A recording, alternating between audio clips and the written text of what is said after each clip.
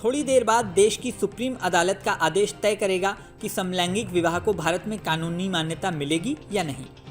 Chief justice D.Y.. Chandrachud की अगुवाई वाली 5 जजों की संविधान पीठ ने 10 दिनों की सुनवाई के बाद इसी साल 11 मई को इस पर फैसला सुरक्षित रख लिया था।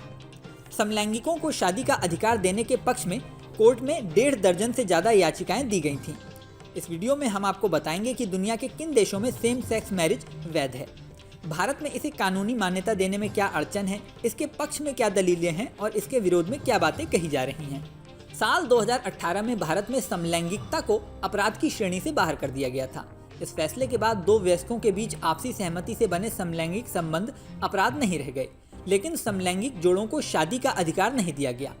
याचिकाकर्ताओं की दलील है कि उनकी मांग मौलिक अधिकार से जुड़ी है। जब समलैंगिकता को अधिकार की श्रेणी से बाहर कर दिया गया है तो ऐसे में समानता के अधिकार के तहत शादी की अनुमति भी मिलनी चाहिए।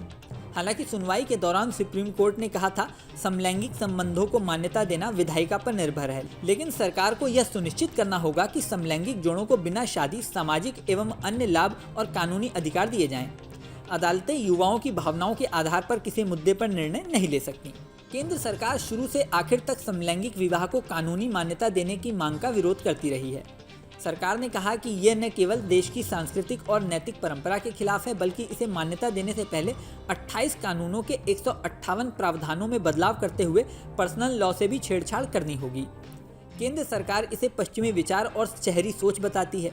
सरकार का कहना है कि सेम सेक्स मैरिज की मांग शहरों में रहने वाले एलिट क्लास के लोगों की है। हालांकि इस पर चीफ जस्टिस ने कहा था कि सरकार के पास ऐसा कोई आंकड़ा नहीं है जो ये साबित करे कि सेम सेक्स मैरिज की मांग सिर्फ शहरों के कुछ लोगों तक सीमित है।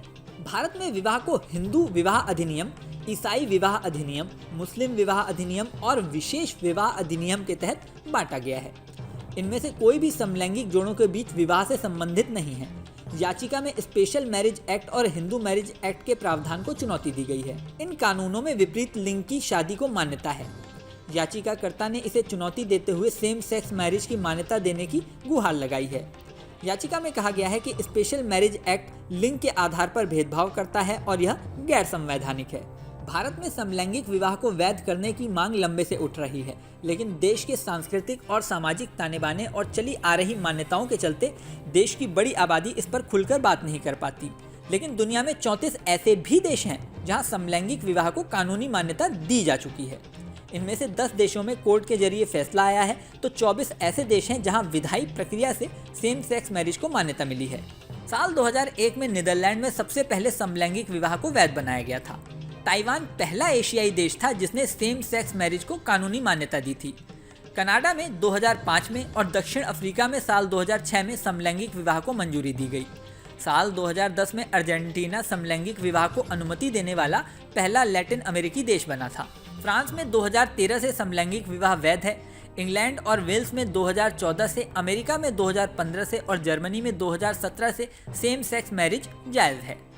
ऑस्ट्रेलिया, आयरलैंड और स्विट्जरलैंड में 2017 में एक राष्ट्रव्यापी जनमत संग्रह के बाद सेम सेक्स मैरिज को मान्यता देने के लिए कानून पारित किया गया था।